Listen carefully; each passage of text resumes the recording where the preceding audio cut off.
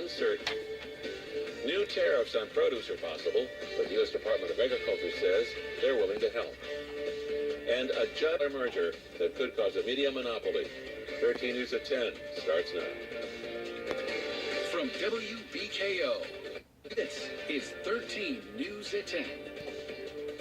Hello, everyone, and thank you for joining us. I'm Gene Burke. Thunderstorms finally brought some beneficial rain to Bowling Green. Shane Hollendie continues to track the storms to tell you what to expect in his first alert forecast.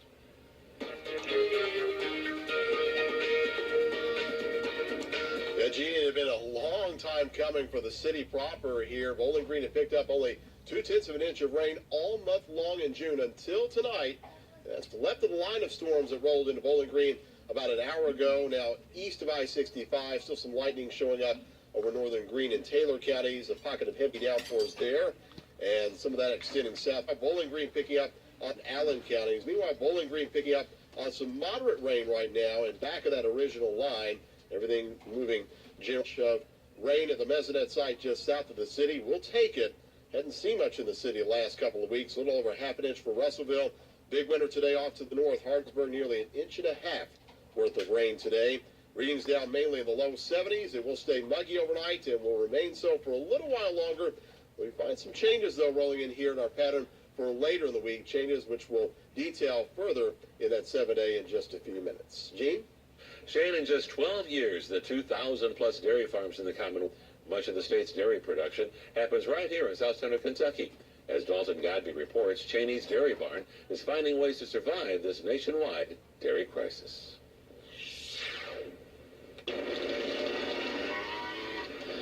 Uncertainty is something that Carl Cheney is most certain of.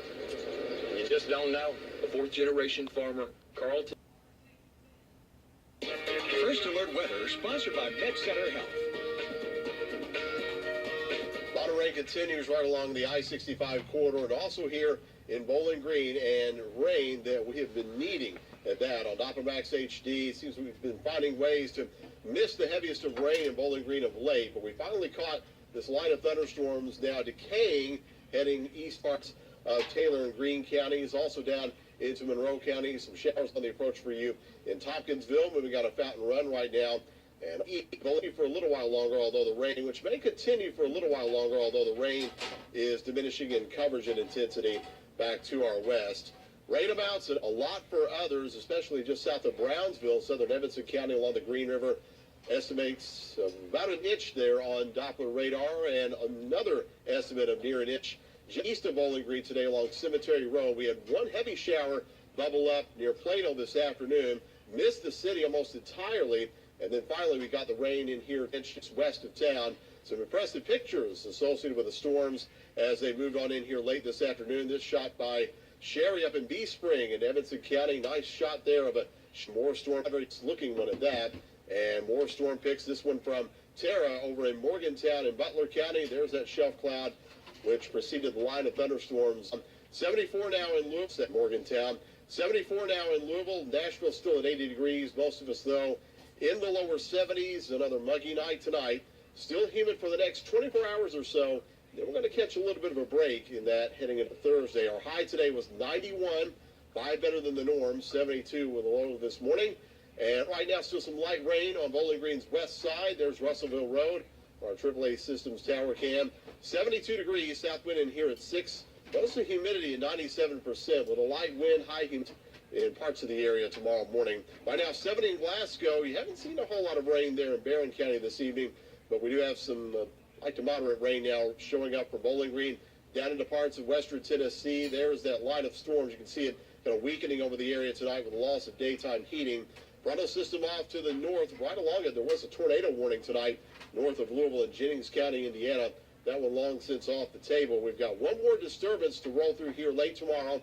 Trailing cold front with that, knifing its way into this humid marginal risk for severe, mainly east of Bowling Green. Best chances up here in the yellow shaded area from New York State down into northern West Virginia, closer to low pressure, where we'll be moving to up to maybe a shower or two tomorrow morning. Still humid conditions for one more time tomorrow. And as a frontal system passes tomorrow night, scattered showers and storms, a possibility with that. Then we catch a break in both the heat and humidity with temperatures falling into the mid-60s to start Thursday. and rising only into the mid-80s for most of the region. And that will allow us to have another comfortable night of sleeping Thursday night before the humidity climbs by week's end. So scattered showers and storms tonight, a muggy low down to 70.